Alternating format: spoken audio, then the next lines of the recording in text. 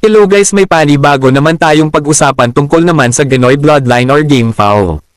Oo, ang Ganoy Game Fowl ay isang breed ng manok na nagmula sa Vietnam. Kilala sila sa kanilang katatagan at galing sa labanan. Napaka-unique rin ng kanilang itsura na may mahaba at payat na katawan at mahabang mga binti. Ikaw ba ay isang bird enthusiast o may particular kang interes sa breed na ito? Oo, ang Ganoy Game Fowl ay isang breed ng manok na nagmula sa Vietnam. Kilala sila sa kanilang katatagan at galing sa labanan. Napaka-unique rin ng kanilang itsura na may mahaba at payat na katawan at mahabang mga binti. Ikaw ba ay isang bird enthusiast o may particular kang interes sa breed na ito? Bago ka bumili ng isang Ganoy Game Fowl, heto ang ilang bagay na dapat mong tandaan.